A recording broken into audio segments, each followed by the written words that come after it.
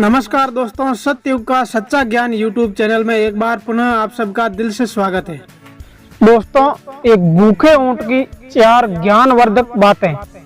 चाहे भूखे मर जाना, पर इन 4 लोगों पर कभी भी विश्वास मत करना। वो 4 लोग कौन कौन से हैं? दोस्तों, कितनी भी मुसीबत आ जाए, पर इन 4 लोगों पर विश्वास कभी नहीं करना चाहिए, ये एक ऊंट कहता है।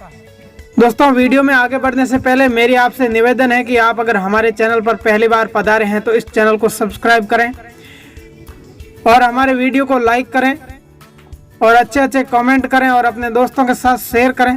तो आओ दोस्तों, कहानी शुरू करते हैं। एक वन में मधोत्कट नामक सिंह निवास करता था।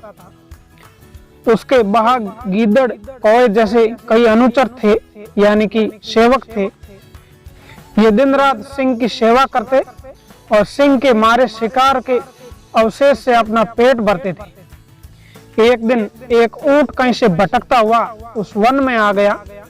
जब सिंह की दृष्टि ऊंट पर पड़ी तो उसे अपने अनुचरों से पूछा, ये कौन सा जीव है?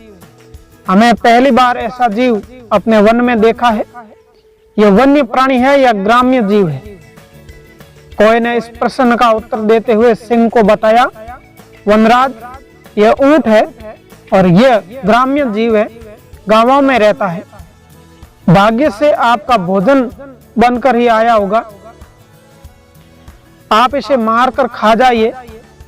नहीं, मैं ऐसा नहीं करता। यह तो हमारा अतिथि है।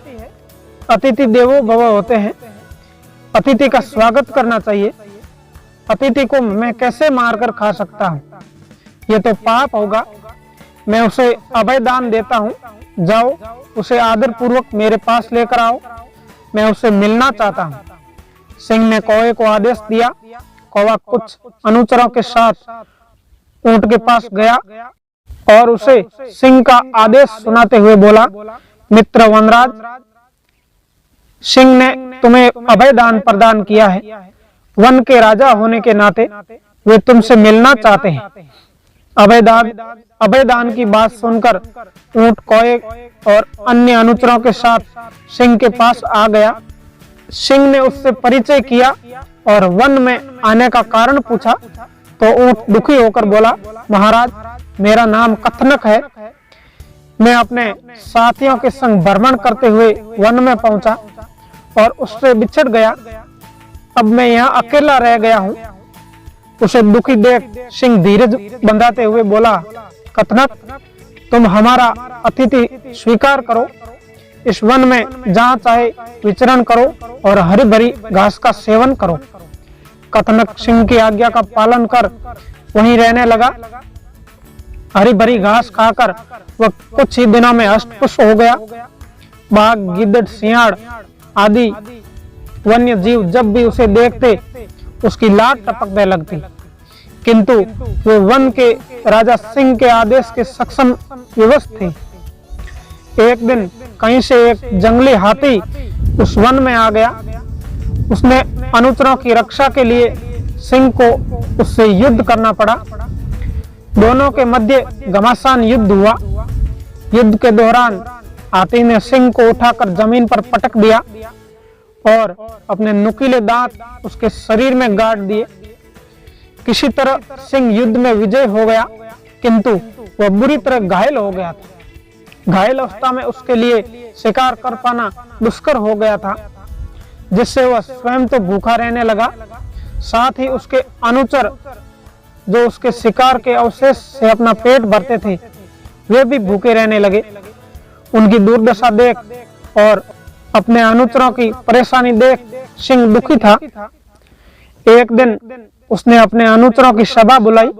सभा में सबको संबोधित करते हुए बोला, अनुचरों, मेरी अव्यवस्था से आप सभी अवगत हो।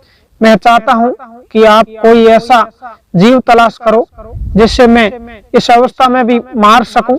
इस तरह हम सभी की भोजन की समस्या का निराकरण हो जाएगा।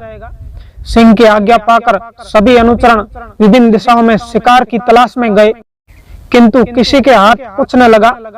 सबके सब हताश वापस लौटने के बाद कौवा, गीदड़ और बाघ आपस में मंत्रणा करने लगे। उसकी दृष्टि कई दिनों से कथनक ऊंट पर थी। मित्रों, गीदड़ ने कहा, कथनक इस वन में रहकर कितना हष्ट-पुष्ट हो गया है। जब भी उसको देखता हूँ तो मुंह में पानी आ जाता है। तुम लोगों का क्या विचार है? क्यों ना इसे ही मारकर अपनी भूख मिटाई जाए? इधर उधर भटकने का क्या लाभ?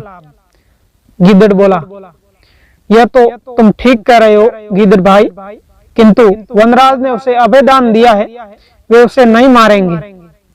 अब तुम ही बताओ कि उन्हें कैसे मनाएं? कौवा बोला। गीदड़ उसका उपाय पहले ही सोच चुका था।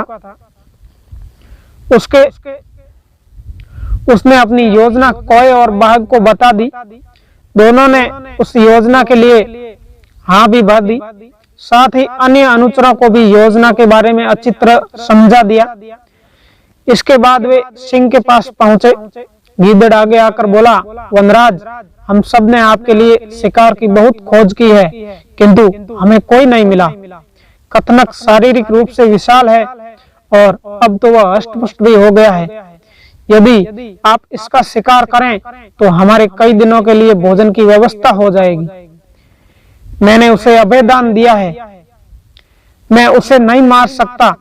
सिंह ने दो टुक बात उत्तर दिया। यदि कथनक स्वयं को आपकी भूख मिटाने प्रस्तुत करे तो कोई आपको आपत्ति नहीं होगी? गीदड़ बोला, नहीं, तब तो कोई आपत्ति नहीं है, किंतु क्या वह ऐसा करेगा? सिंह अचरज से बोला, वनराज, कथनक क्या आपके भूख मिटाने तो इस वन के लिए समस्त प्राणी तत्पर हैं। आप आज्ञा करें।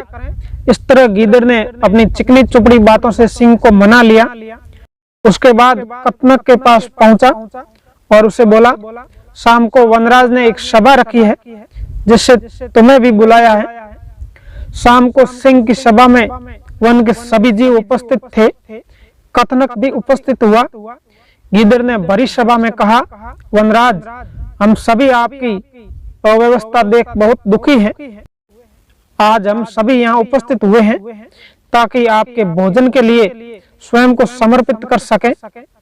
इसके बाद एक एक कर सभी जीव सामने आकर स्वयं को सिंह के भोजन के लिए प्रस्तुत करने लगे, किंतु गीदड़ उनमें कोई न कोई कमी निकाल देता। इस तरह किसी को छोटा, किसी के शरीर पर बाल, किसी के तेज नाखून होना आदि बहाने बनाकर गीदड़ उन्हें बचाता गया। जब कथनक की बारी आई और उसने देखा कि सारे जीव स्वयं को सिंह के सामने प्रस्तुत कर रहे हैं और सिंह किसी को भी नहीं मार रहा है, तो सबकी देखा देखी उसने भी स्वयं को सिंह के सामने प्रस्तुत कर दिया। वनराज, आपके मुझ पर बहुत उपकार है। अब जब आपको आवश्यकता आ पड़ी है तो मैं स्वयं को आपके समक्ष प्रस्तुत करता हूँ। कृपया मुझे मारकर अपनी भूख मिटा लीजिए। कथनक को विश्वास था कि अन्य जीवों की तरह सिंह उसको भी नहीं मारेगा, किंतु जैसे ही कथनक की बात पूरी हुई, गीदड़ और बाघ उस पर टूट पड़े और उसे मार डाला। दोस्तों, वो चार लोग कौन कौन से हैं जिस पर आप विश्वास नहीं करते हैं? ऊंट ने जो चार लोग बताए हैं वो आप शायद इस कहानी से समझ गए।